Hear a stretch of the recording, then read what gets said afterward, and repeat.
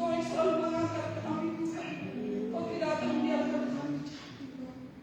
Kami bersyukur punya Bapa seperti ini. Bapa yang penuh kasih. Kami bersyukur berterima kasih. Terima kasih kami terima kasih. Tuhan, pagi hari ini kami berkumpul di tempat ini. Kami dapat hadirat layanan kami Tuhan. Untuk kami boleh menyembah, memuliakan bersama nama layanan kami Tuhan. Untuk kami boleh memuji Tuhan. Tuhan Yesus, kau pimpin ibadah pada pagi hari ini Tuhan. Dari awal pertengahan pada akhirnya Tuhan. Dengan kuasa urapan Tuhan. Biar kuasa mengalir tempat ini Tuhan. Dan urapan terjadi bagi kehidupan keluarga, bagi kehidupan jemaat-Mu tempat ini Tuhan. Tuhan Yesus, urapi kami dengan urapan dan kasih-Mu Tuhan. Biarlah Roh menyala-nyala tempat ini Tuhan, memuliakan nama-Mu Tuhan. Tuhan Yesus, pimpin ibadah pagi hari ini lewat pertengahan kepada akhirnya Tuhan. Khususnya bagi firman-Mu Tuhan yang akan disampaikan, yang akan ditaburkan pada pagi hari ini Tuhan. Kiranya Engkau mengurapi hamba-Nya yang akan menyampaikan kebenaran firman-Mu Tuhan, sehingga Engkau tidak berkata-kata mulut-mulutnya sendiri, melainkan Roh-Mu yang keluar dari mulutnya Tuhan, dan boleh bertahan dalam hati kami Tuhan, sehingga kami tidak sia-sia datang kepada-Mu Tuhan. Tuhan, ajarkan kepada kami Tuhan untuk selalu bersyukur Tuhan. Ajarkan kepada kami Tuhan untuk kami boleh merendahkan diri Tuhan. Tuhan Yesus, Kau pimpin Tuhan, biarlah kami boleh menjadi pelaku-pelaku firman Tuhan. Biarlah hanya Engkau yang muliakan. Kau pimpin ibadah kami hari ini Tuhan. Kami undang hadirat datang kepada Tuhan. Dari awal pertengahan berkara dan akhirnya Tuhan. Dari bangku baraka sampai bangku berangkat baraka. Senantiasa mengalir bagi kami semua. Terima kasih Bapa. Terpujilah nama Tuhan, Engkau untuk selama-lamanya. Amin.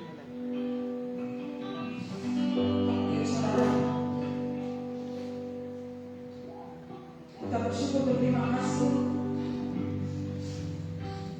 sebab Tuhan sudah memerdekakan kita saudara. Tuhan menjadikan kita sebagai pemenang. Bahkan kita lebih dari pemenang. Kita akan menjadi pemenang.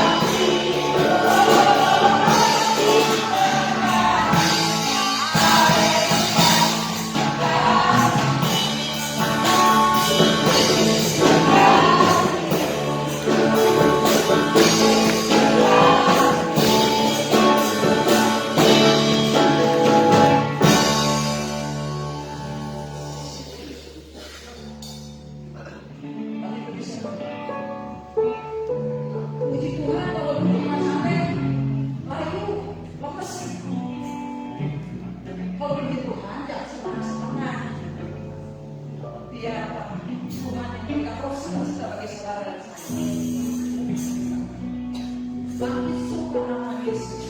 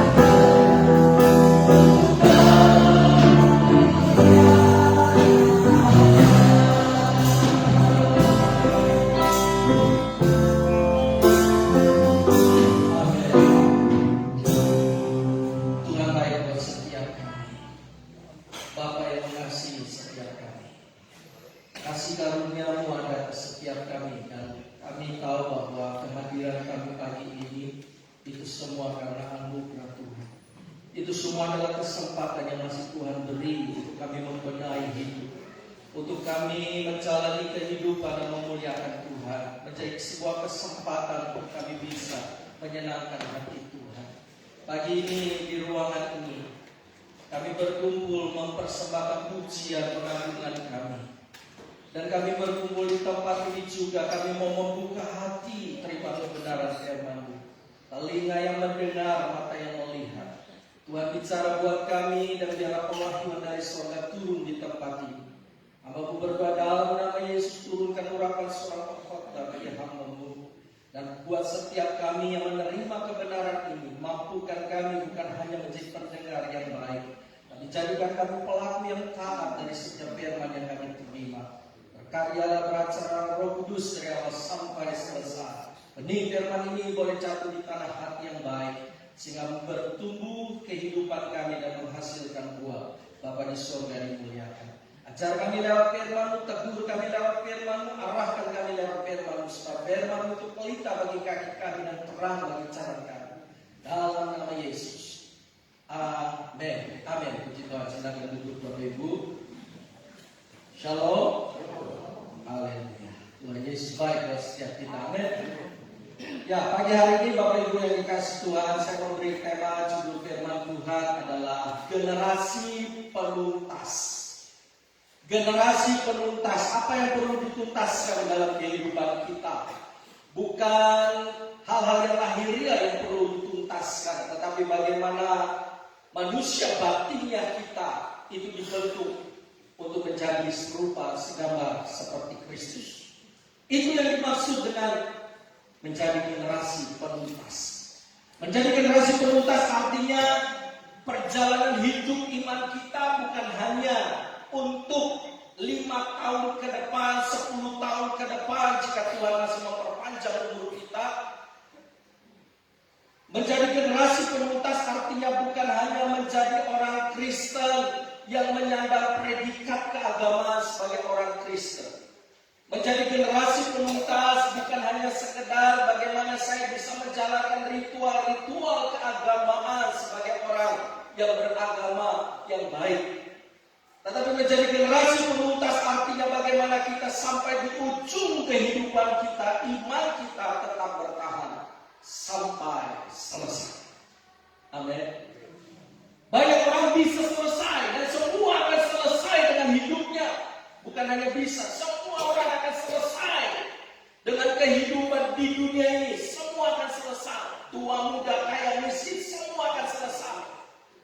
Hanya saja persoalannya bicara tentang kapan dan di mana, bagaimana caranya. Itu saja yang membedakan. Tetapi semua pasti akan selesai. Saya akan selesai dengan dunia ini. Bapak Ibu Saudara juga akan selesai dengan dunia ini. Hanya yang membedakan adalah kapan, dengan cara apa, dan di mana. Itu saja yang membedakan. Dan itu semua misteri. Semua akan bisa menyelesaikan hidupnya di dunia ini dan pasti akan selesai. Tetapi yang menjadi persoalan, tidak semua orang akan bisa menyelesaikan pertandingan iman dan mencapai garis akhir, finishing well, selesai dengan baik, selesai dengan sempurna. Dan persoalan menyelesaikan hidup iman bukan perkara bagaimana menjalankan hidup ritual-ritual keagamaan.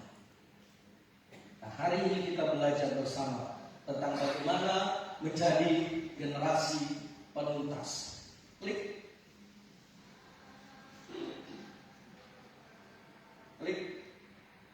Oh. Oke, keluar dulu. Kalau keluar diulangi lagi. Menjadi generasi penerus. Mari kita lihat ayat Alkitab kita, Amsal pasal 19 ayat 22 sampai 23. Oke. Nah, Amsal cukup sudah. Amsal 19 ayat 22 sampai 23. Demikianlah firman Tuhan. Sifat yang diinginkan pada seseorang ialah kesetiaannya. Lebih baik orang miskin daripada seorang pembohong. Ayat yang ke-23, takut akan Tuhan Allah. Takut akan Allah mendapat yang hidup, maka orang bermalam dengan puas tanpa ditimpa malapetaka. Menjadi generasi penuntas adalah persoalan tentang kesetiaan dan ketaatan. Menjadi generasi penuntas adalah persoalan memiliki hidup yang berintegritas, dapat dipercaya. Bukankah Tuhan Yesus pernah berkata, jika ya, hendaklah kamu katakan ya, jika tidak, hendaklah kamu katakan tidak. Lebih daripada ya dan tidak, itu biasanya berasal dari sejarah. Jadi persoalan menjadi generasi penuntas, kita belajar dari dua ayat ini, ada dua poin penting, yaitu kesetiaan dan integritas. Hari-hari ini yang namanya kesetiaan dan integritas itu mulai dikompromikan. Saya bisa punya kesetiaan, saya akan bisa punya integritas, bisa diatur, asal. Itu bukan persoalan yang berat, asal. Jadi dikompromikan. Persoalan kesetiaan dan integritas bukanlah persoalan yang bisa dikompromikan. Itu bukan sebuah pilihan, tapi itu sebuah keputusan. Itu bukan sebuah pilihan, tapi sebuah keputusan. Kalau pilihan, Bapak Ibu mau kerjakan silakan, tidak dikerjakan ya udah, nggak jadi masalah. Kalau dalam hukum orang Muslim itu ada yang disebut haram, kemudian halal, haram, sunnah, sama wajib. Ya, 3. Haram, sunnah, wajib. Haram yaitu kalau kita melakukan, kita kena hukuman. Tapi kalau kita tidak melakukan, kita tidak dihukum. Karena sesuatu itu diharamkan, tidak boleh dijalani. Sunnah, kamu menjalankan dapat berkat, enggak dijalankan enggak dapat hukuman, enggak masalah, sukarela. Sunnah. Jadi enggak ada paksaan. Wajib, ini mau nggak mau. Kalau dilakukan, kebalikan dari haram. Kalau dilakukan justru kalau tidak dilakukan mendatangkan hukuman. Kalau dilakukan mendatangkan berkat. Kebalikan dari haram. Haram kalau tidak dilakukan dapat berkat. Kalau dilakukan dapat hukuman. Tapi kalau wajib, kalau tidak dilakukan dapat hukuman. Kalau dilakukan dapat berkat. Sunnah, sukarela. Nah, kalau saya pakai istilah ini, maka yang namanya kesetiaan dan integritas itu bukan soal pilihan. Itu bukan persoalan sunnah. Itu bukan persoalan haram. Tapi itu persoalan wajib. Keputusan bukan pilihan. Jadi tidak ada kesukarelaan dalam pengertian tanda kutip. Sukarela karena keterpaksaan. Karena kita berpikir jangan-jangan kalau saya tidak melakukannya saya akan dihukum. Bukan persoalan itu, tapi persoalan keputusan. Karena aku tahu bahwa aku dicipta Tuhan karena aku menjadi orang Kristen, aku menjadi orang percaya yang mau mengabdi kepada Tuhan. Jadi mau tidak mau, aku tidak boleh kompromikan yang namanya kesetiaan dan integritas ini. Itu harus menjadi sebuah keputusan. Selanjutnya, klik. Kita lihat apa yang ditulis dalam Wahyu pasal 14. Klik. Wahyu pasal yang ke-14 ayat yang ke-6 sampai ayat yang ke-13. Dalam Wahyu pasal yang ke-14 ayat yang ke-6 sampai ayat yang ke-13. Judul perikopnya apa Bapak Ibu di sini? Judulnya apa? Pemberitahuan tentang penghakiman. Pemberitahuan tentang penghakiman. Wahyu 14 ayat 6 sampai 13. Ada yang namanya penghakiman. Kita tidak boleh lupa ini. Kehidupan kita semakin bertambah tahun, bukan semakin menjauhi kekekalan, tapi justru semakin mendekati kekekalan. Setuju? Sekali lagi saya ulang, hidup kita semakin tahun bukan semakin jauhi kekekalan, tapi semakin dekati kekekalan.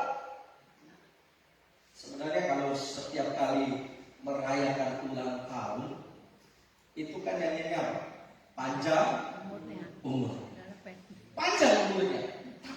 disadari sebenarnya panjang atau semakin pendek? Makin pendek. Nah, makanya nanti kita lagi nyanyinya mobil rumah. Pendek umur. Pendek umurnya, pendek umurnya. Nggak ada kan? Panjang umurnya, panjang dalam jumlah. Setuju? Panjang dalam jumlah tahun-tahun hidup. Sekarang saya usia 10, tahun depan saya usia 11 tahun. Panjang dalam jumlah. Tahun depannya lagi saya 12, panjang dalam jumlah. Tapi dalam durasi kesempatan hidup itu bukan bertambah, itu bukan semakin panjang, itu semakin pendek. Contoh, saya kasih gambaran. Kalau seseorang usianya 10 tahun, lalu Tuhan menetapkan dia mati pada usia 20 tahun. Nah, dari 10 ke 20 tinggal berapa Bapak Ibu? 10. Tahun depan ia 11 tahun, berarti bertambah atau berkurang? Kurang. Berkurang. Secara durasi kesempatan hidup berkurang. Secara jumlah bertambah dari 10 ke 11. Bertambah kan? Tapi secara durasi ini semakin dekat ke 20. Makanya sebetulnya kalau lagunya pendek umurnya, ya sebetulnya kalau direnungkan masuk akal. Kenapa? Karena memang semakin tahun bukan semakin menjauhi kekekalan, tapi mendekati kekekalan. Persoalannya, kekekalan itu kekekalan yang bagaimana yang di dalam. Surga itu kekal, tapi neraka juga kekal. Dalam kekekalan hanya ada 2 pilihan tempat. Di dunia kita bisa jalan-jalan banyak pilihan. Kita bosan dengan suasana pegunungan, kita jalan-jalan suasana pantai.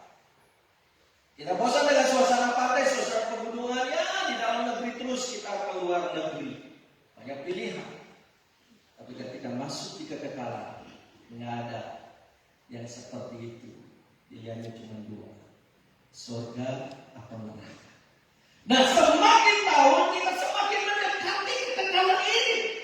Kita semakin mendekati surga atau semakin mendekati neraka? Pertanyaan serius Bapak Ibu. Suka atau tidak, setuju atau tidak, pasti kita mati. Setuju ya? Suka atau tidak, siap atau tidak, pasti kita mati. Persoalannya kapan, di mana, dengan cara bagaimana. Ini yang kita nggak tahu. Tapi mati pasti. Nah, jadi semakin tahun semakin mendekati kekekalan, maka kita harus menetapkan keputusan yang benar. Kita akan jadi generasi penuntas atau sekedar cukup puas. Aku kan orang Kristen. Pasti keselamatanku dijamin karena aku percaya Yesus. Amin. Aminnya baru setelah. Kenapa? Bagaimana percaya kepada Yesus? Karena kalau cuma percaya Yesus keluar di mulut, tapi hati menjauh, bukan pengakuan itu yang membawa kepada keselamatan. Ya, karena dalam kitab Roma pasal 10 ditulis dengan jelas, dengan mulut mengaku, hati percaya. Bukan hanya mulut, tapi hati. Dan kalau bicara hati ada pembuktian. Saya percaya Yesus, mana pembuktiannya? Saya meninggikan mengakukan Yesus, mana pembuktiannya? Sementara hanya sekedar saya percaya Yesus, gampang. Selama kita punya mulut dan kita bisa bersuara, kita bisa ngomong, pasti gampang ucapin saya percaya Yesus. Setuju? Maaf, kalau orang gagu, orang bisu bisa nggak bisa mengucapkan. Tapi kan sesungguhnya ya nggak bisa dalam pengertian yang jelas. Tapi buat dia sedang mengucapkan. Iya, dia mengucapkan. Hanya saja beda, lafalnya beda dengan kita yang tidak bisu, tidak gagu. Jelas, aku percaya Yesus. Nah, beda. Tapi maknanya sama. Kalau cuma ucapan, masih setengah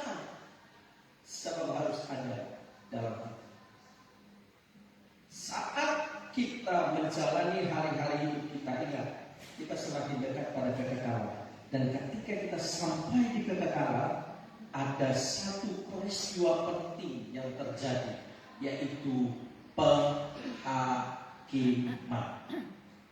Setiap kita akan menghadap tahta pengadilan Allah, dan tidak ada perwakilan. Wah, saya anaknya pendeta, nggak ada urusan.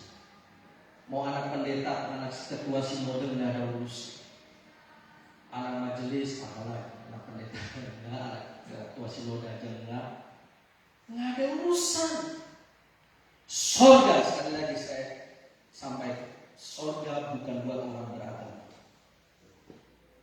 Orang beragama tidak dijamin sorga. Kristen sama. Karena sorga bukan buat orang yang beragama. Sekalipun kita beragama Kristen, sorga bukan buat orang yang beragama Kristen. Cari dalam Alkitab, temukan satu ayat. Kalau Bapak Ibu temukan satu ayat, sorga bagi orang yang beragama Kristen, maka saya copot kependetaan saya. Saya selesai dengan kependetaan saya. Kalau Bapak Ibu temukan satu saja, bukan dua, bukan lima, satu saja. Mana ayat yang mengatakan kalau kita beragama Kristen, kita dicari masuk surga? Nggak ada. Surga bukan buat orang yang beragama. Kenapa? Karena agama hanya bicara tentang aturan-aturan, hukum-hukum, bagaimana kamu bisa membentuk kehidupan yang saleh. Bagaimana kamu bisa berusaha untuk mencapai Tuhan. Itu tujuan daripada agama. Apapun, mau Kristen, mau Islam, mau Buddha, mau Hindu, sama punya tujuan bagaimana saya bisa mencapai Tuhan. Pertanyaannya, adakah yang bisa mencapai Tuhan? Tidak. Satu-satunya konsep keyakinan yang percaya di bumi ini, satu-satunya yang bicara tentang Tuhan yang bawa manusia hanya Kristus. Sekali lagi, tidak ada konsep keyakinan dan kepercayaan yang lain di dunia ini kecuali Kristus, kecuali apa yang ditulis dalam Alkitab. Tuhan yang memilih kita, bukan kita yang memilih Tuhan. Yohanes pasal yang ke-15 ayat yang ke-16. Bukan kamu yang pilih aku, tapi aku yang pilih kamu. Satu-satunya konsep keyakinan kepercayaan. Tidak ada konsep yang seperti itu di keyakinan mana. Jadi yang membuat kita bisa ke surga bukan agamanya, tapi pemilik surganya. Sama seperti kita kalau mau bertamu, kita nggak mungkin bisa masuk ke rumah seseorang kalau kita nggak dikenal oleh yang punya rumah dan nggak ada hubungan dengan yang punya rumah. Setuju? Apalagi mau nginep, masuk aja enggak, lu mau nginep, jangan-jangan nanti pulang nggak bawa apa-apa, datang nggak bawa apa-apa, pulang bawa segala-galanya. Wah, repot sudah, jarak rumah. Nggak bisa. Yang bisa membawa ke surga bukan agamanya, tapi pemilik surganya. Dan Alkitab jelas mengatakan, aku datang bukan dari dunia ini, tapi aku datang dari atas. Aku datang dari surga. Siapa yang ucapkan itu? Namanya Yesus. Akulah jalan, kebenaran, hidup. Tidak ada satu pribadi yang mengucapkan kalimat ini selain Yesus. Kalau hari ini ada yang mengucapkannya karena udah niru, hanya Yesus. Aku jalan, kebenaran. Agama itu sedang bicara jalan. Agama sedang bicara, ayo kita cari jalannya, ayo kita tempuh jalannya, ayo kita masuk di jalannya. Itu agama. Tapi Yesus berkata, aku jalan. Nah, kita lihat Wahyu pasal 14 6-13. Dan aku melihat seorang malaikat lain terbang di tengah-tengah langit, dan padanya ada Injil yang kekal untuk diberitakan kepada mereka yang diam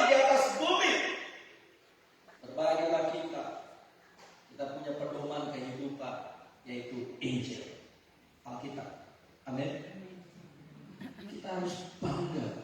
Kenapa? Karena kita punya pedoman, tuntunan kehidupan yang bisa membawa kita sampai ke surga. Jalannya di sini diberitahukan dalam Injil, dalam Alkitab. Makanya kalau orang tidak mau hidup bersekutu dengan firman,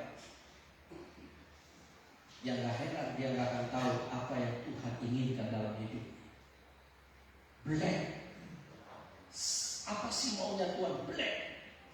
Tapi kalau dia punya persekutuan dengan firman, firman itu akan menuntut. Karena kita mengatakan firman itu pelita bagi kakiku dan terang bagi jalan.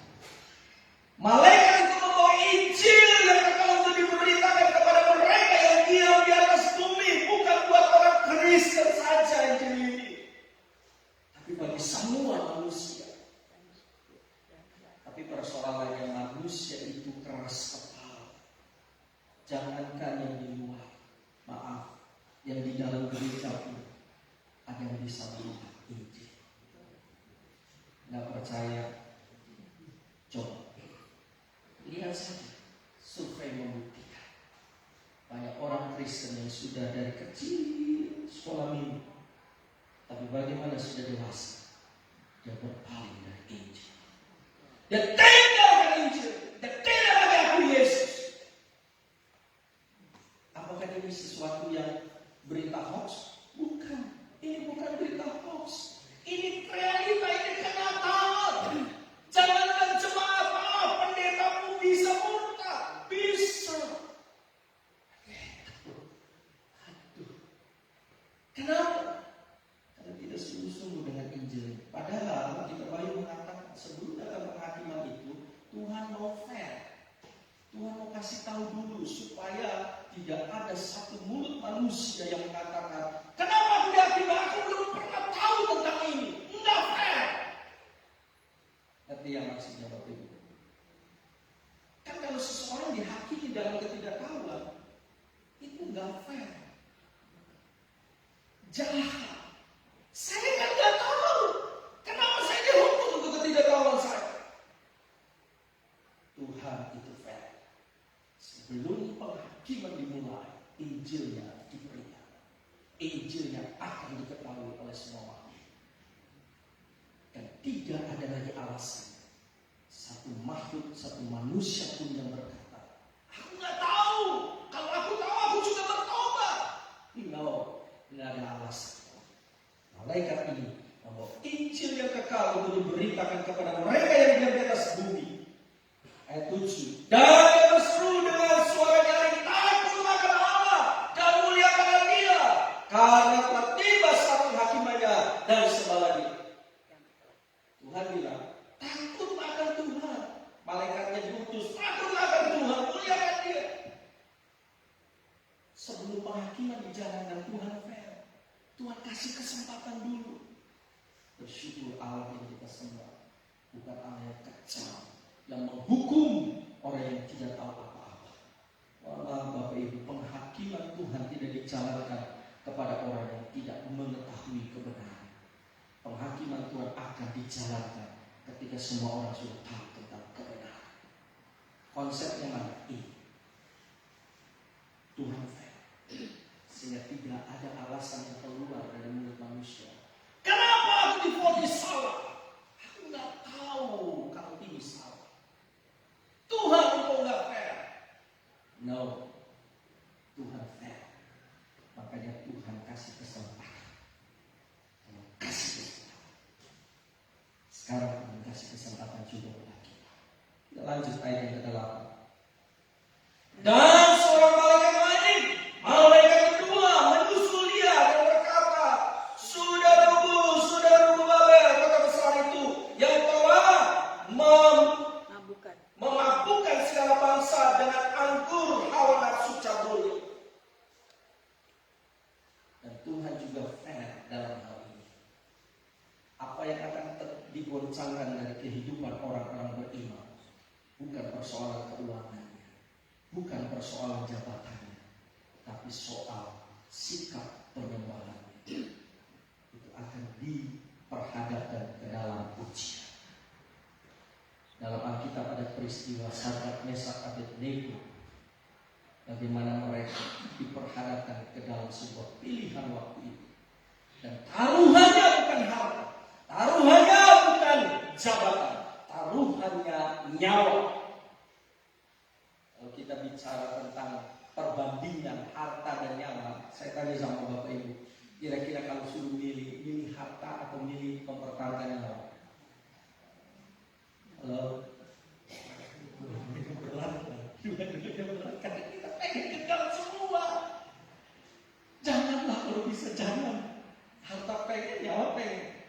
Tapi kalau suruh ada keputusan untuk memilih nyawa atau harta? Hah? Nyawa? Ya benar. Nggak gampang. Kalau pilihan nyawa dengan jabatan, pilihnya mana? Sadrak, Mesak, Abednego diperhadapkan dengan hal itu. Pilihannya bukan harta, tapi nyawa. Kalau kalian tidak menyembah patung buatan yang dibuat oleh Raja Nebukadnezar. Tapi ibu tahu Raja Nebukadnezar itu raja dari negara mana? Babel. Dan lihat Alkitab Wahyu pasal 14 ini. Sudah roboh, siapa yang dirobohkan?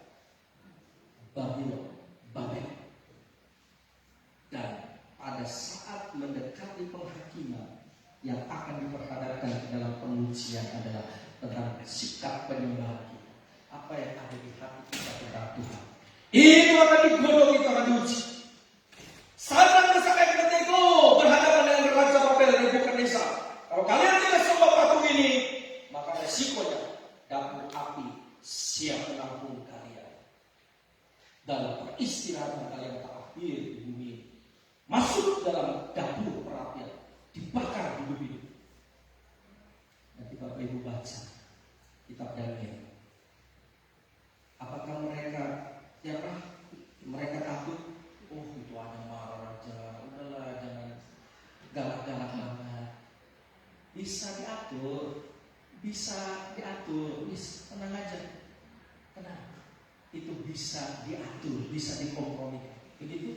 Nah, Sadrak, Mesak, Abednego berkata, dalam hal ini, dalam satu hal ini, dalam hal penyembahanku kepada Tuhan, mari bukan Nisa, engkau bisa berikan keuangan yang limpah, engkau bisa angkat kami dari kedudukan yang tinggi ke atas urusan yang penyembahan. Sekalipun kami kehilangan itu, jangankan hilang uang, jangankan materi, jangankan jabatan, nyawa taruhannya.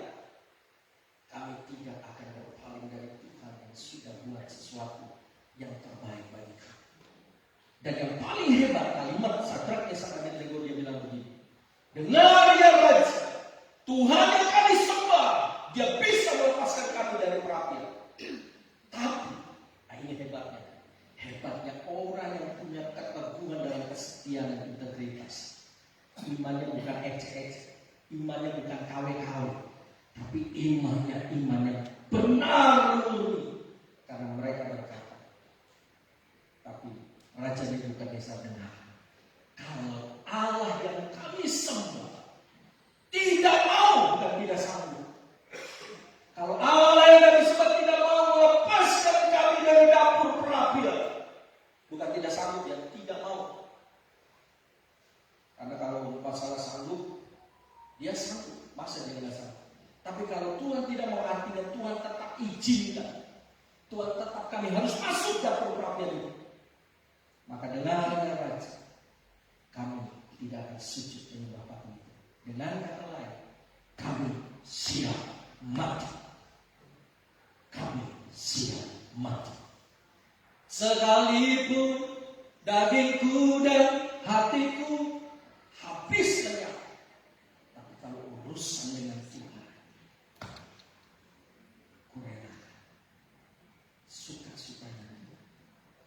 Dan akhirnya mereka masuk ke perapian. Mati, ternyata nggak mati. Keajaiban mereka.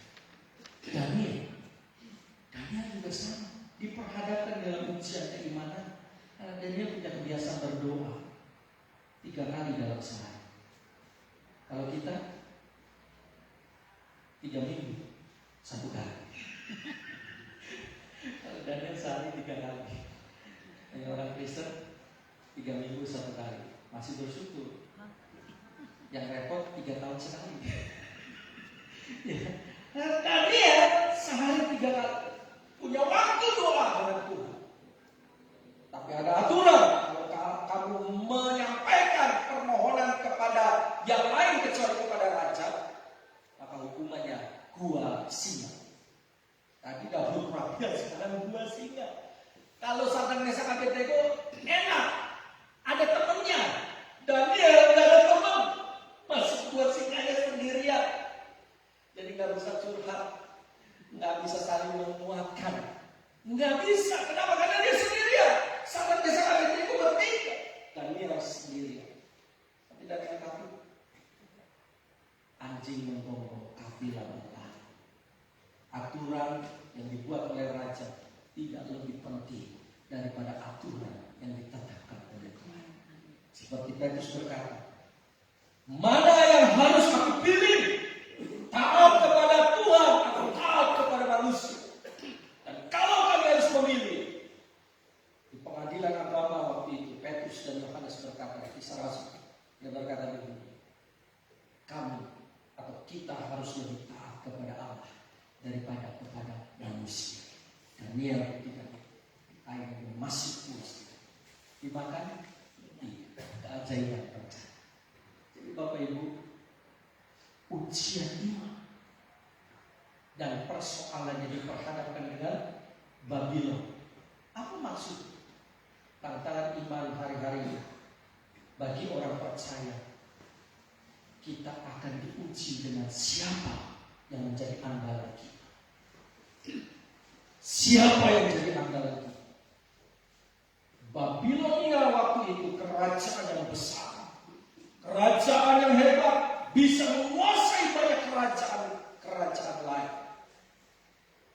Tapi Alkitab mengatakan sehebat-hebatnya kerajaan dunia hancur dan hanya tinggal jadi sejarah.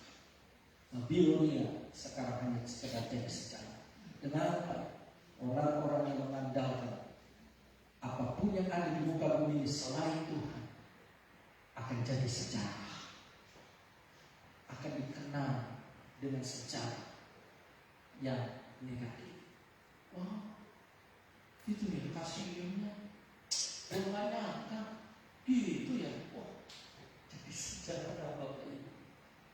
Gitu ya. Padahal dia tuh rajin, padahal dia banyak penilaian.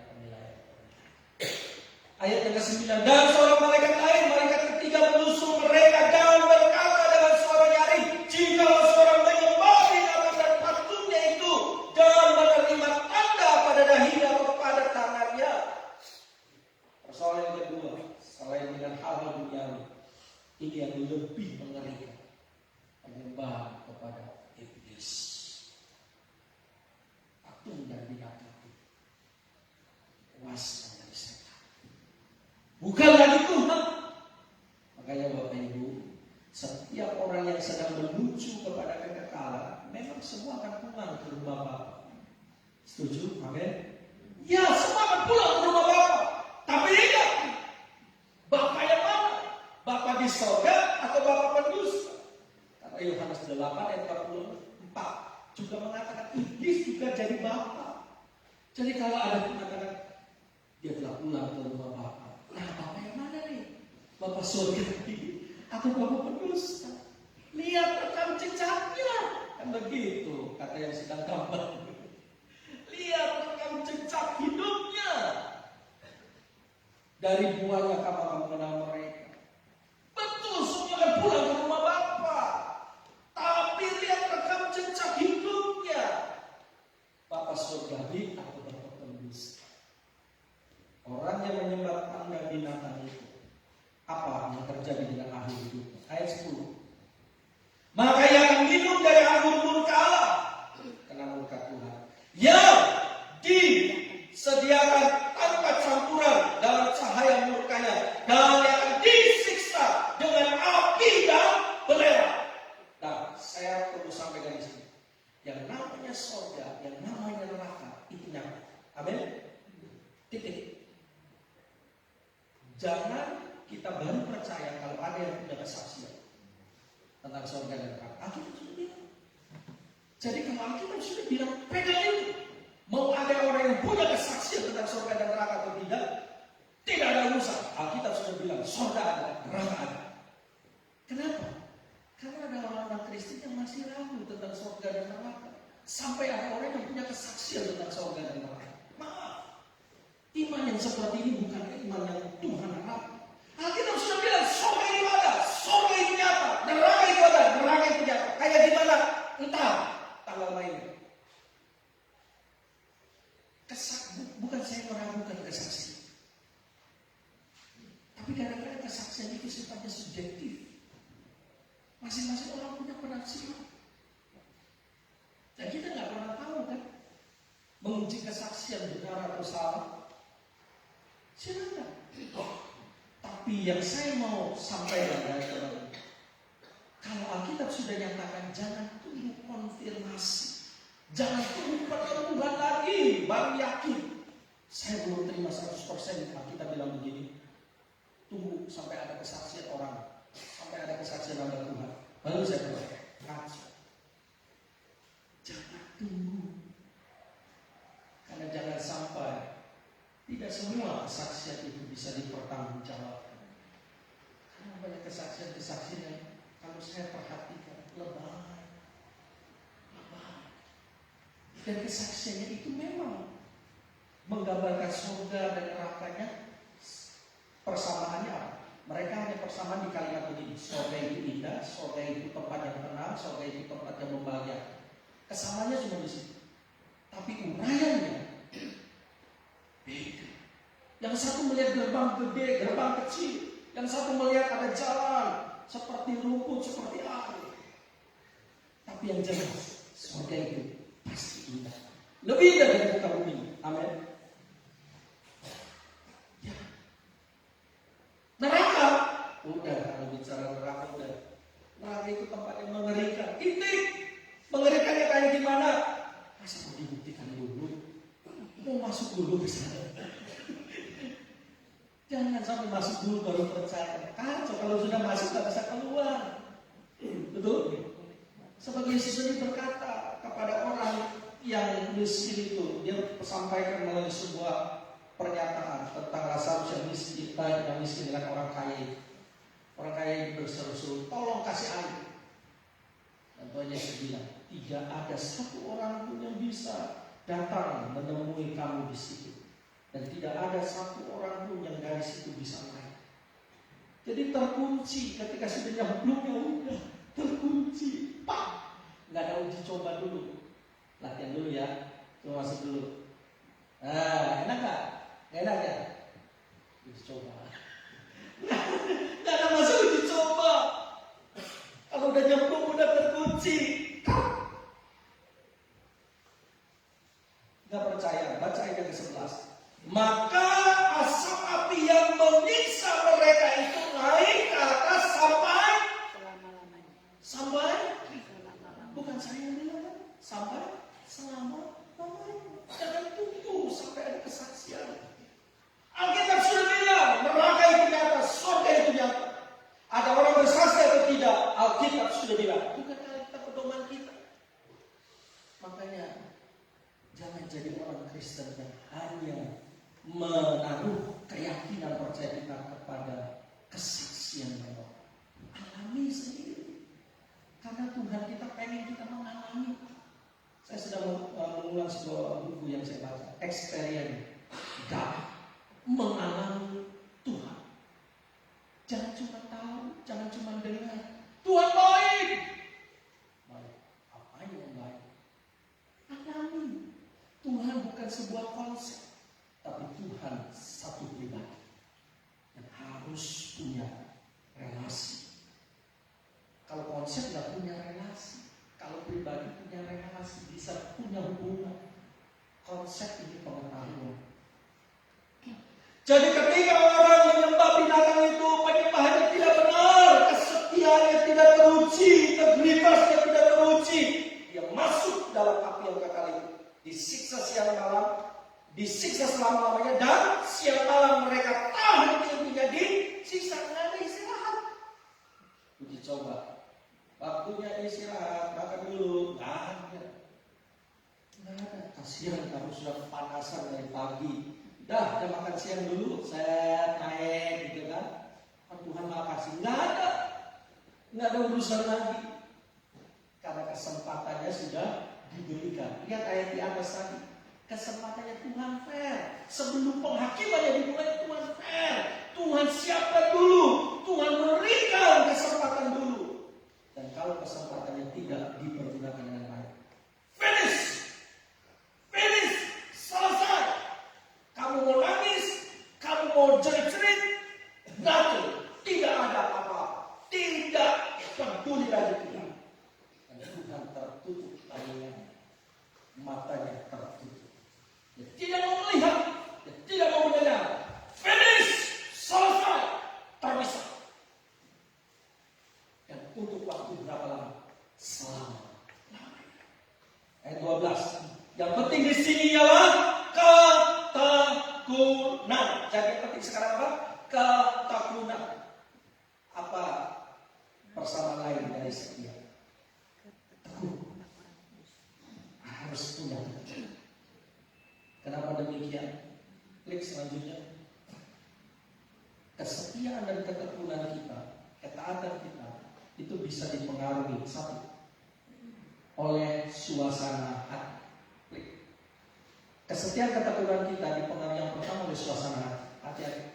Kita bisa setia, berintegritas itu karena suasana mood. Makanya mood kita harus beres. Jaga hati. Dan ada banyak orang mulai terluka di akhir zaman ini. Yang gak suka dengan satu gereja, dia tinggalkan gereja, dia pilih gereja lain. Nanti saya mau sampaikan gambaran tentang gereja. Yang mau cari yang sempurna. Mohon maaf Bapak Ibu. Di mana kita bisa temukan gereja yang sempurna di muka bumi? Dalam pengertian begini. Kenapa orang bisa? Saya kecewa, kuciwa. Bukan lagi kecewa, kuciwa. Wah, lebih tinggi daripada kecewa. Karena saking parahnya kekecewaan jadi dia kecewa. Saya kuciwa. Bukan sama jemaat, sama hamba Tuhannya lagi. Waduh, kuciwa. Bukan lagi hamba Tuhannya biasa-biasa, sama gembalanya lagi. Waduh. Tidak benar. Gereja ini sombong. Orang-orangnya sombong, orang-orangnya munafik. Nanti saya sampaikan istri. Tunggu kan, jangan cepat-cepat, sabar. Ya, jam makan siang masih jauh. Suasana hati, kecewa, sombong-sombong, munafik. Saya mau bilang, kalau di gereja orang-orang munafik, orang masih sombong, penyelesaiannya bukan dengan cara kita keluar. Kenapa? Ingat apa yang Tuhan Yesus katakan? Aku mencari orang benar. Itu aku mencari orang kudus. Benar? Tidak. Kalimat Yesus berkata, aku mencari orang berdosa. Yang dicari bukan orang benar, orang berdosa. Orang munafik, orang kudus, orang benar, orang berdosa. Berarti dicari atau tidak oleh Tuhan? Dicari. Kenapa kita bermasalah? Ya tapi kan munafik terus-terusan. Lagi asumsi. Kadang-kadang juga perlu dengan asumsi. Tunggu, apalagi kalau memang sudah punya kepahitan. Kalau orang sudah punya kepahitan, lihat seseorang itu yang tidak disukai, yang baik itu jadi jelek. Kenapa? Karena gua udah gak suka, baik, ada mau dia lakukan yang baik, lihat aja hasilnya. Jelek terus. Suasana hati bisa mempengaruhi kesetiaan. Makanya Alkitab mengatakan jaga hati dengan segala kewaspadaan. Di mana kita bisa menemukan gereja yang sempurna? Saya kalau boleh ya meminta kepada Bapak Ibu, tolong temukan satu gereja yang sempurna tanpa ada orang sombong di dalamnya, tanpa ada orang munafik di dalamnya, tanpa ada pembohong di dalamnya. Temukan satu saja. Saya tidak minta banyak, satu saja. Mau di Pamanukan, mau di luar Pamanukan. Temukan satu saja. Setelah itu kasih tahu. Saya temukan gereja yang sempurna. Dan kalau Bapak Ibu sudah temukan, kalau benar ada satu, kalau bisa temukan ada satu, maka Saran saya, Bapak Ibu tetap di sini dan jangan ke sana. Biarkan gereja itu nyaman, tenang. Jangan usik, karena itu sudah sempurna. Jangan masuk. Kenapa? Pada saat masuk, gereja itu tidak sempurna. Kenapa? Kalau kita masuk, mohon maaf, apa kita masih bisa ngambek? Apa kita masih bisa melakukan kecolongan, melakukan hal yang melanggar aturan? Maka jangan masuk. Ketika masuk, gereja itu jadi tidak kudus. Jangan. Yang kedua, kesetiaan itu dipengaruhi oleh apa? Kebutuhan hidup. Karena cari kebutuhan hidup. Saya berdoa di tempat ini tidak ada jemaat yang mencari kebutuhan hidup. Saya pernah beberapa waktu ada seseorang yang datang ngobrol-ngobrol. Saya sudah pernah dengar banyak cerita seperti ini, tapi kan cerita dari kata orang yang ngomong pun dia dengar dari kata orang. Tapi saat itu saya dengar kesaksian langsung karena orang ini yang mengalami, melihat sendiri, mengalami sendiri. Dia bilang apa? Dia bilang begini, kok? Wah, kalau di kota mah pelayan Tuhan yang melayani itu yang melayani profesional. Maksudnya, profesional itu orang-orang yang dibayar. Mau dia punya integritas atau tidak, mau dia setia tertanam atau tidak, gak jadi urusan. Yang penting, lu mau minta berapa? Main di sini, selesai keluar, silahkan cari tempat lain. Tidak masalah, banyak profesional. Saya udah pernah dengar seperti itu, tapi dengar dari kata orang ini langsung, karena dia sendiri pun seorang pelayan Tuhan di kota. Dia berkata, teman saya yang bilang seperti itu. Sampai dia bilang, di sini kering, nggak basah, tempatnya kering. Gue mau cari tempat yang basah. Bocor ya, itu yang bocor, gereja bocor. Kalau hujan, itu kan basah, bukan basah dengan air, basah dengan limpahan air. Kering di sini. Ayo, mau ikut mana lo? Sampai sebegitunya ada kebutuhan itu. Saya berdoa di tempat ini. Kita setia bukan karena kebutuhan itu. Kecil buat Tuhan. Amin. Sebab Tuhan sudah pernah mengatakan, cari dahulu kerajaan Allah dan kebenaran, semua akan ditambah. Resesi gak ada urusan. Selama kita hidup dekat dengan Tuhan, kita melekat dengan sumber. Ya, resesi oke. Tapi selama kita dengan sumber, burung di udara dia pelihara, apalagi hidup kita langsung. Amin. Ya. Cuma ya jangan juga punya standarnya tinggi. Ya, tapi kan saya mau jadi jutawan, saya mau jadi miliarder. Tuhan janji enggak memberkati supaya kamu jadi miliarder, jadi jutawan. Enggak. Tuhan bilang apa? Dalam doa Bapa, berikanlah pada hari ini makanan kami satu bakul demi satu bakul. Itu enggak. Tatap orang kaya makannya sebakul, enggak sepiring. Orang miskin sepiring. Tetap standar makan itu satu piring. Standar sendok yang dipakai orang kaya pakai centong nasi. Mengeringkan. Orang kaya pakai centong nasi. Buset. Foto-foto saya di viral. Makan pakai sendok nasi. Makan tetap pakai sendok. Makan kecil sama. Yang membedakan nanti kalau nambah atau tidak. Tapi standar ukurannya tetap sama. Kenapa jadi pusing? Ya kan? Ya, yang membedakan saya ngerti lauknya beda. Yang satu kuyong baik, yang satu bukan kuyong baik. Nah, tahu tempe. Kan kalau tempe itu proteinnya bisa lebih tinggi daripada daging. Iya. Banyak kebanyakan asam urat tadi. Berdasarkan kebutuhan ini. Yang ketiga berdasarkan pengaruh sekitar. Ada orang kecewa karena pengaruh sekitar. Ya tadi dibilang dia mencari bukan Tuhan. Bapak Ibu kalau kita ke gereja siapa yang kita cari?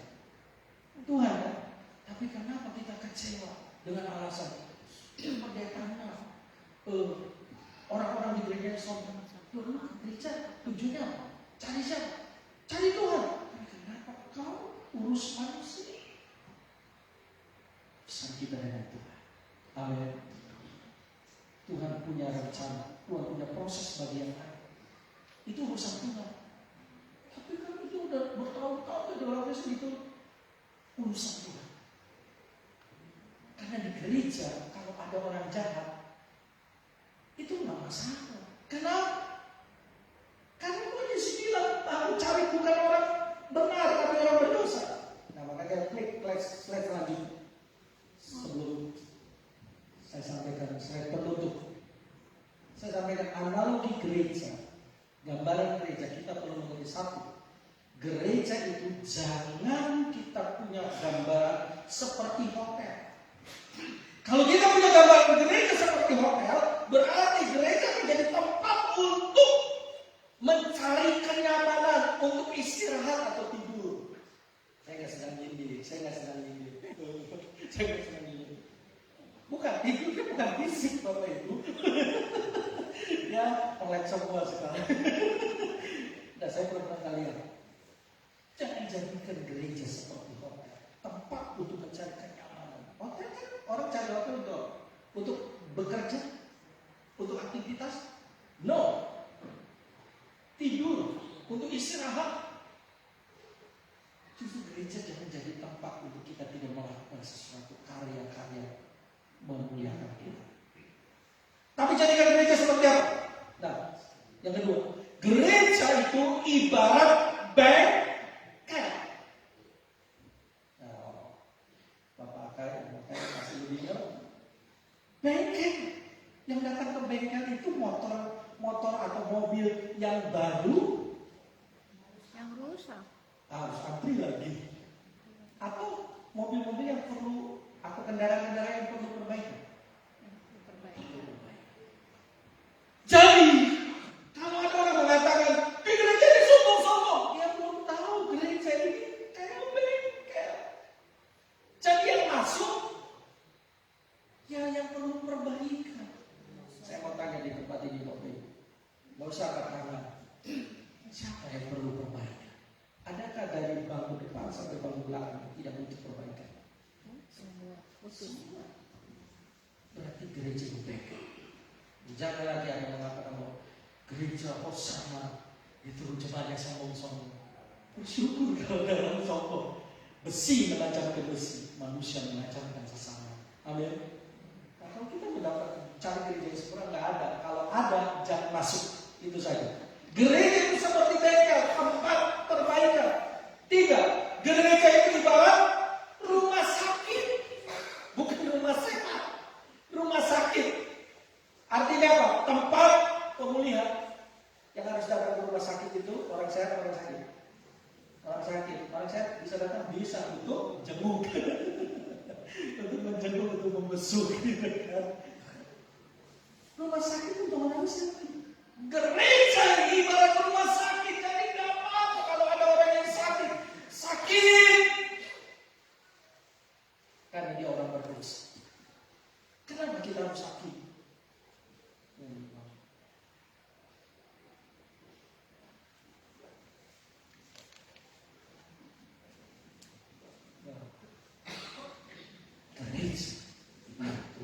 Kalau kita punya konsep seperti saya jamin, kita tidak menjadi orang yang kepala. Kita tidak mungkin jadi orang yang punya kekecewaan, tidak puas dengan gereja ini. Kita cari gereja lain. Udah, jangan keliling-keliling. Nanti kalau terus keliling-keliling Tuhan Yesus datang, kita masih muter-muter. Stop. Amin. Yang keempat, gereja ibarat sekolah. 12 murid itu disebut murid. Murid itu punya tugas utama apa? Belajar. Gereja seperti sekolah, tempat pendidikan anaknya. Makanya kita datang ke gereja, kita dengar khotbah, inilah pendidikan kita, inilah pelatihan kita supaya kita jadi dewasa. Amin. Kita lihat ayat yang terakhir, 2 Tawarik pasal 12 ayat 14. 2 Tawarik 12 ayat 14. Demikianlah firman Tuhan. Ia berbuat yang jahat. Kenapa berbuat jahat? Lanjutkan kalimatnya Bapak Ibu. Karena Ia tidak tekun mencari Tuhan. ayo ulangi dengan mantap, katakan. Ia berbuat yang jahat. Kenapa orang berbuat yang jahat? Tidak tekun mencari Tuhan. Titik. Tidak perlu penafsiran yang terlalu mendalam. Orang bisa jadi jahat karena dia tidak punya hidup bersekutu dengan Tuhan. Orang bisa jadi jahat karena dia tidak punya ketekunan dengan Tuhan. Orang jadi jahat karena yang ada di hatinya penuh asumsi dan penghakiman. Gereja ini, gereja ini, gereja ini, gereja ini. Mereka cari gereja-gereja yang bisa membawa kepada suasana hati kenyamanan. Dia lupa gereja itu ibarat bengkel, gereja itu ibarat rumah sakit, gereja itu ibarat sekolah. Kalau yang hadir, yang bolong-bolong, yang nggak baik, yang perlu diperbaiki, karena memang gereja itu bengkel. Amin. Terang akan berfungsi kalau suasananya mulai. Terang akan berfungsi kalau suasananya Gelap. coba Bapak Ibu siapa yang hari ini ke gereja yang bawa senter? Apa bawa senter? Siapa yang bawa senter? Gak ada yang bawa senter kan? Kenapa? Karena tahu. Iya HP. Saya tadi kan bukan HP, senter. HP memang ada fasilitas. Saya tanya senter. Saya bukan punya. Siapa yang bawa HP yang ada senternya? Saya kan bawa senter ada. Apalagi lampu apa tuh kalau mati lampu tuh nambah emergency. Kalau emergency, aduh, aneh, betul kan? Aneh. Tuhan mengatakan kita terang dunia. Terang itu akan berfungsi dalam suasana gelap. Jadi kalau ada yang gelap datang, jangan justru kita akan berfungsi di situ. Ya kalau semuanya terang sama terang nggak kepake, silau men. Ya, di sini aduh, udah di depannya juga licin, makin silau men. Ya, aduh, mari kita bangkit berdiri. Amin. Jadilah umat Tuhan yang setia, jadilah umat Tuhan yang berintegritas. Sebab ketika kita bisa tidak bertekun dengan Tuhan, orang bisa berbuat jahat karena tidak tekun mencari. Hidup kita berharga, hidup kita bernilai. Seperti sumbu, sekalipun memudar, tidak akan dibiarkan padam.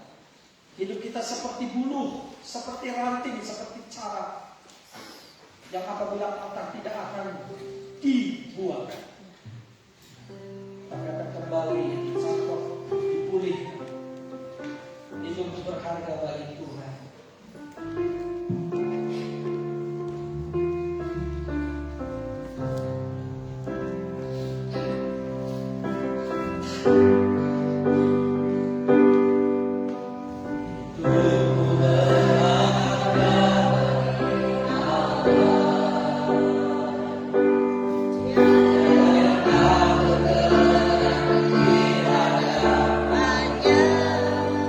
Menciptakan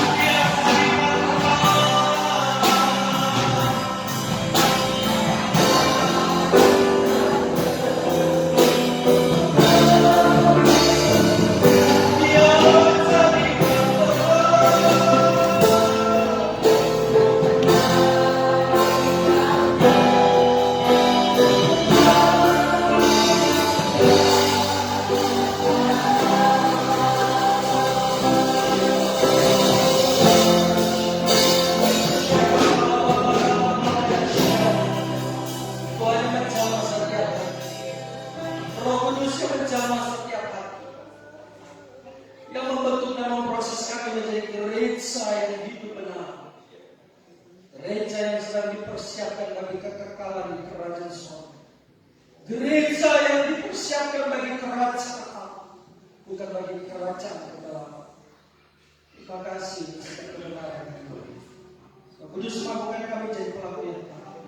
Dalam ketidaksempurnaan kami hari ini, dalam keadaan kami yang masih berdosa yang penuh dengan noda-noda dosa, dengan kekurangan dan kelemahan, ancaman dan ubahannya.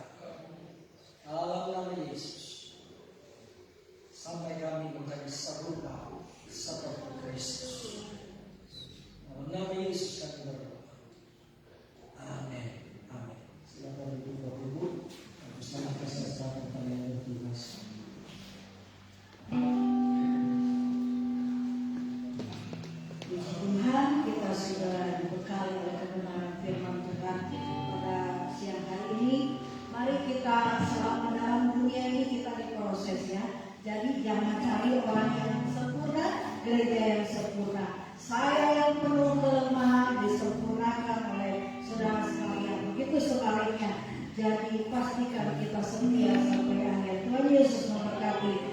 sebelum pengumuman disampaikan, mari kita siapkan hati kita untuk memberikan persembahan. Saya undang petugas pada siang hari ini untuk kolektan. Saya undang Ibu Lala, Ibu Setiawati tidak ada, bisa diganti lagi ya.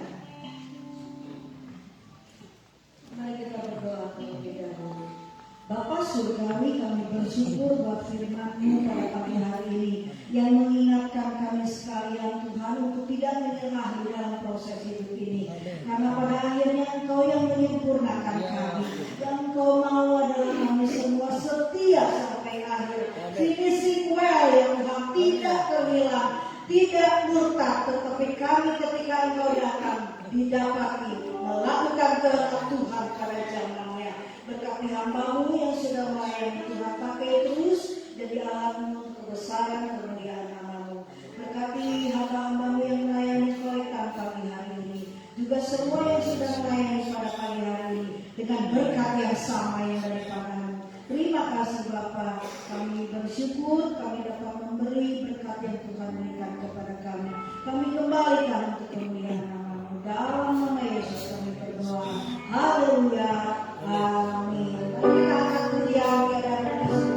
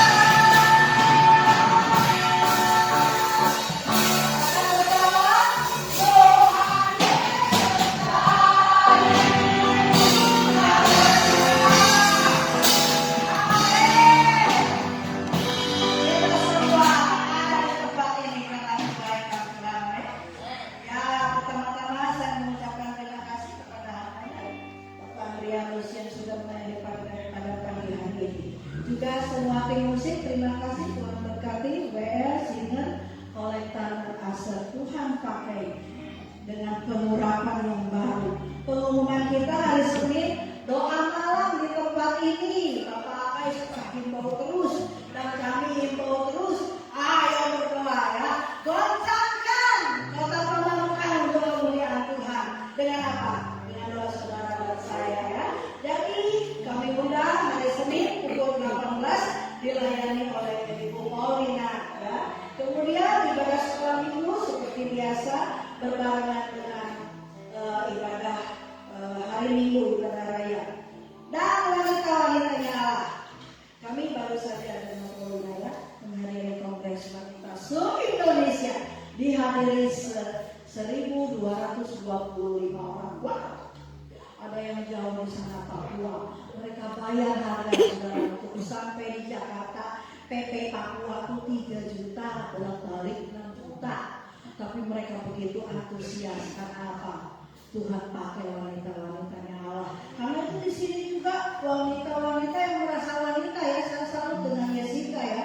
seperti yang wanita masih remaja ya, siap-siap jadi ibu yang baik. Jadi kami undang wanita-wanita untuk bergabung di hari Rabu pukul 5:30. Di Rabu ini tanggal 17 dilayani oleh Bapak Pendeta Immanuel, renungan dan puji-pujian oleh Ibu Elin, musik oleh Bapak Kim Ho.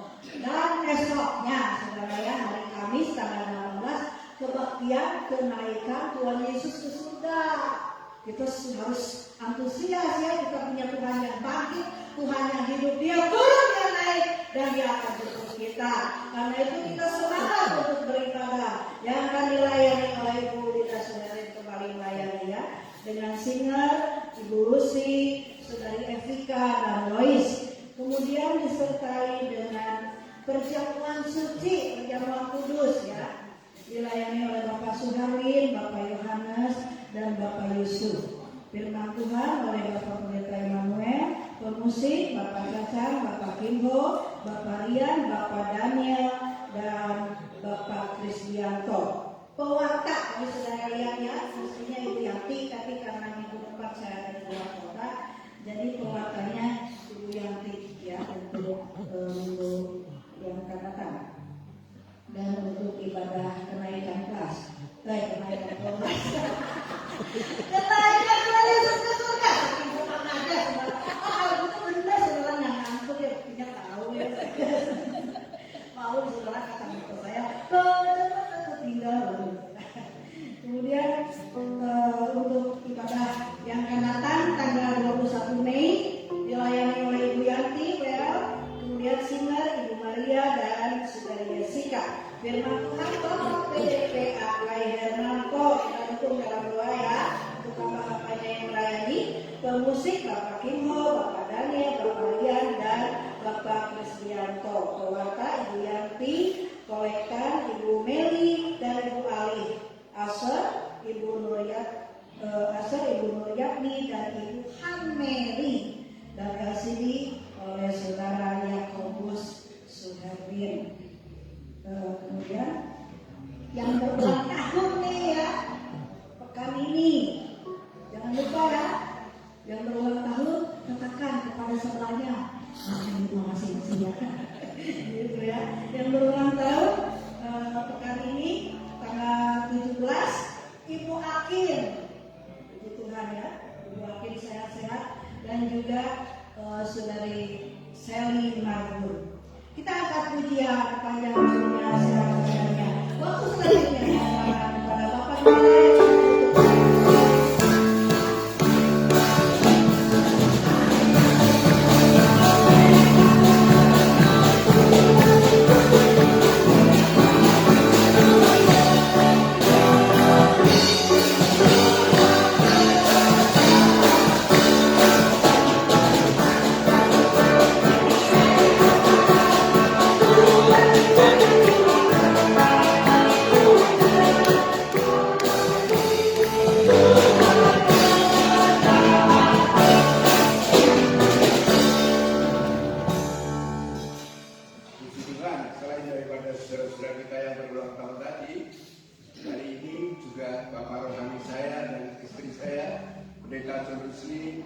Mengadakan ucapan syukur hari ulang tahun ke-70 ya, doakan kami yang diundang untuk menghadirinya. Lebih daripada itu semuanya, hari ini juga hari ulang tahun Israel modern ya. Kita percaya akan kebenaran firman Tuhan, sudah bisa baca di Kejadian pasal 12 ayat yang 3. Tuhan berfirman, barang siapa memberkati engkau akan diberkati oleh Tuhan. Barang siapa mengutuk engkau akan dikutuk oleh Tuhan, dan engkau akan menjadi berkat bagi seluruh bangsa-bangsa di muka bumi ini. Dan itu digenapi oleh Tuhan. Kita juga terus berdoa supaya saudara-saudara kita yang belum kenal Tuhan datang kepada Tuhan. Saya sangat tertarik dan saya bersyukur kepada Tuhan tatkala saya melihat satu tayangan di medsos ya, bahwa pimpinan dari pondok pesantren terbesar di Asia Tenggara, yaitu Bapak Panji Gumilang, dia mengatakan kepada semua yang hadir, ya bisa disebut jemaat dan lain sebagainya, jemaat kalau berkaitan, dia mengatakan kita biasa mengucapkan assalamualaikum ya, sambil menyanyikan, dia bilang itu, menyanyikan. Karena artinya juga assalamualaikum gitu ya, menyanyikannya. Banyak dari saudara-saudara yang hadir mungkin belum tahu ya, bahwa kita ini adalah satu akar yang gitu. Israel adalah anak dari siapa? Keturunan dari Abraham juga. Karena Abraham menurunkan Ishak dan kemudian Ishak menurunkan siapa? Yakub. Yakub menurunkan ke-12 anaknya yang disebut oleh orang atau manusia di dunia ini, yaitu Israel. Nah, itu akan digunakan oleh Tuhan. Oleh sebab itu saya bersyukur kepada Tuhan. Maka apa? Kejadian pasal 12 ayat 3 itu tadi yang menyanyikan syarat apa?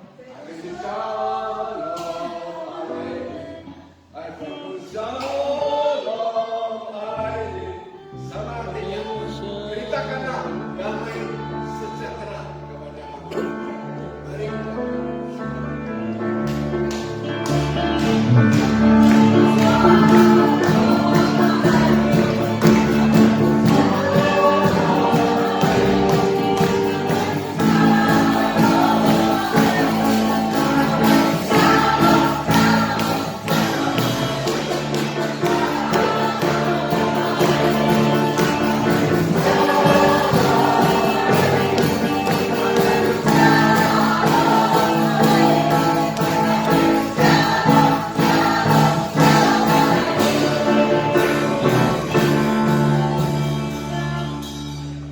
Tuhan, kami datang kepada-Mu, kami mengucapkan syukur anugerah Tuhan.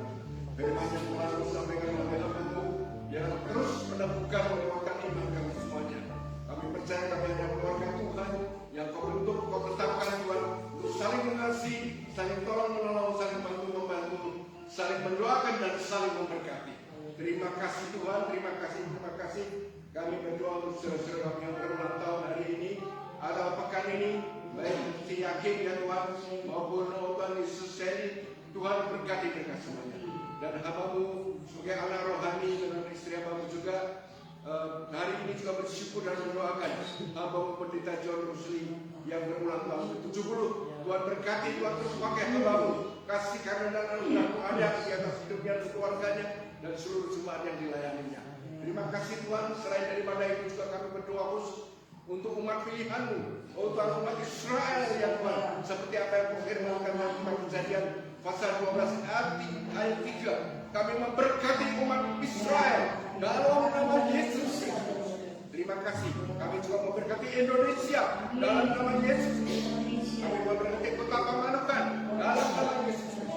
Berkati seluruh umat jemaat Tuhan, besar kecil, tua muda, laki perempuan. Berkati hidup rumah tangga mereka, hidup keluarga mereka. Oh Tuhan, berkati segala usaha bisnis mereka Tuhan. Berkati anak-anak yang masih sekolah Tuhan Yesus. Biarlah Kau berkati mereka sampai jenjang tertinggi yang Kau tetapkan bagi mereka masing-masing. Dan berkati orang tua atau wali yang Kau tetapkan bagi mereka Tuhan. Mampukan membiayai anak-anak sekolah mereka untuk sampai jenjang tertinggi yang Tuhan tetapkan dalam kehidupan mereka. Terima kasih Tuhan, kami mengucapkan syukur, damai sejahtera-Mu melingkupi kami. Di dalam nama Bapa, Anak dan Roh Kudus, kami bersyukur. Dan sekarang saudara-saudara kasih, mari kita datang kepada Tuhan, dan angkat tangan kepada Tuhan, imani dengan sungguh-sungguh bahwa ini adalah janji Tuhan. Semua janji Tuhan dalam Yesus Kristus, Allah ya dan amin.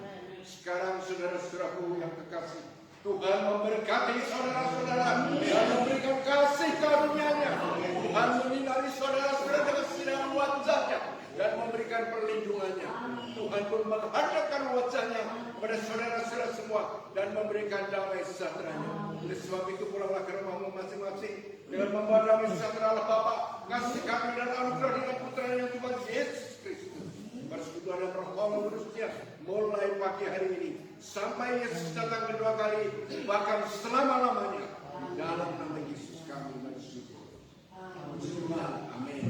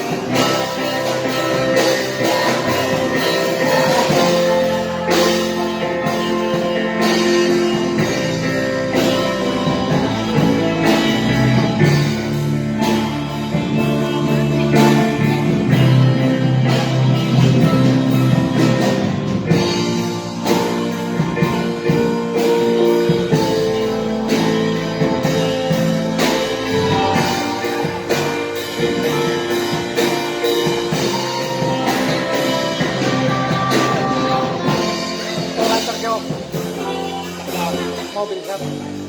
Ceng biasa. Kalau